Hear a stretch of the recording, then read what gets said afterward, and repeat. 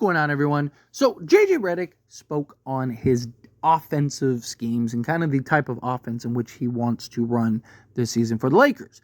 And he said, in terms of what the offense looks like, there will be a decent amount of movement. The shot profile will hopefully improve. We talked about ways to create more paint touches, shooting more threes, and some of the leeway you have to give players with their mid-range shots.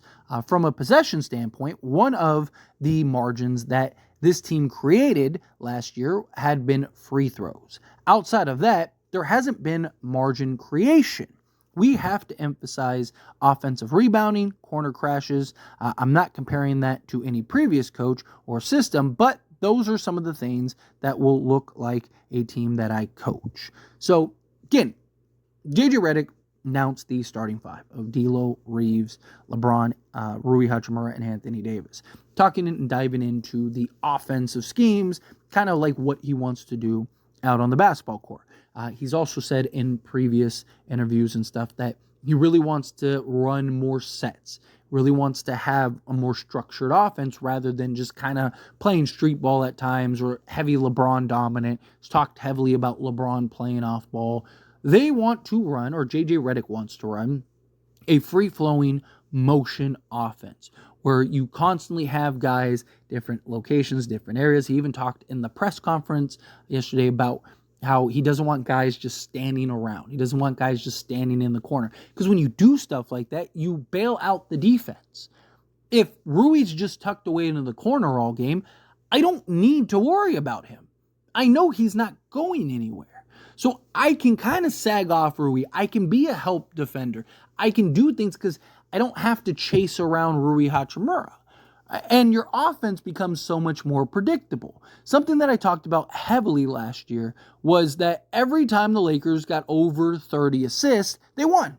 They won it, right? Because the ball's moving. It's not sticking. It's not LeBron dribbling the ball for 20 of the 24 seconds.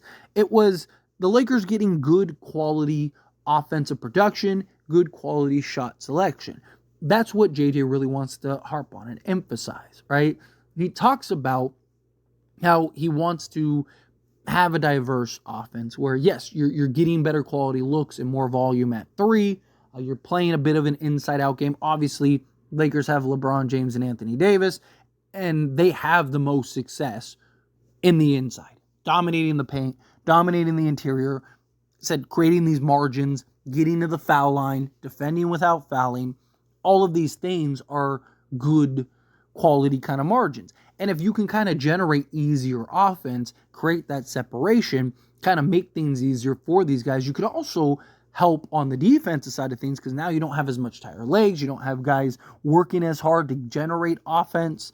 And also being able to apply that rim pressure, but kind of being a threat outside from three-point range. And you have 4 guys on this roster that are capable of shooting 40+% from three-point range. Austin Reeves had a bit of a down shooting year, but I do expect him to kind of pick it up a little bit. LeBron James showed he could shoot 40%. D'Angelo Russell, Rui Hachimura, all these guys. But it's really the team in general, right? Obviously, the main starters are really going to benefit from that type of offense. You have several guys in Rui Hachimura who he also talked about mid-range. Rui is in like the 1 percentile as far as mid-range goes. He's absolute money. He's one of the best in the league in the mid-range. Austin Reeves likes to get in that mid-range area. D'Angelo Russell get in that mid-range area and kind of do the pull-up. Obviously, Anthony Davis, LeBron James at times, right? So you have several guys that are going to benefit. But even guys off the bench. Like I think of a guy like Dalton Connect and the type of offense that he could generate by being slotted in certain areas on the basketball court, in Dalton Connect being or showing the capability of being a 3-level scorer. Right? Being a guy that can knock down the 3 ball, being a guy that can get into the paint, knock down the mid-range, shoot over the top, but also get to the rim and finish through contact. Having him as a movement shooter, having him kind of coming off of pin downs and coming off of screens and stuff, you really kind of could open up his offensive arsenal to really maximize the player that he is, to really capitalize on his skill set and his offensive versatility. He's got the athleticism in my opinion, to, it's not even an opinion. I mean, he tested as one of the best athletes in all of the draft combine this last season. But in my opinion, him being an excellent slasher, him being a guy that can be the cutter, and you can find him just as a movement guy and kind of beating guys off the dribble and just running from the corners and stuff, right? Also, he's a guy that could help in crashing from the corners because of his size and athleticism, his ability and his foot speed to get from weak side, strong side corner to chasing down loose balls and crashing the glass. He should be able to get you a handful of rebounds as well. But really it boils down more than anything to the core three guys. Obviously LeBron James and Anthony Davis, they're your stars. They're your guys. But this season is heavily going to rely on Rui Hachimura, Austin Reeves, D'Angelo Russell. They're your third, fourth, and fifth best player. And they're all in the starting five. And our entire offense is in the starting five, which is a bit of a concern. It was a concern last season. Our bench was atrocious scoring the basketball because all of our scorers were in the starting five. So you're going to have that again, but I imagine JJ Redick will do a better job of kind of staggering guys. And if you're generating better looks and you're generating better opportunities on the offensive side of things, then that'll keep guys fresher. That'll keep not as tired legs because you're not working as hard to generate offense.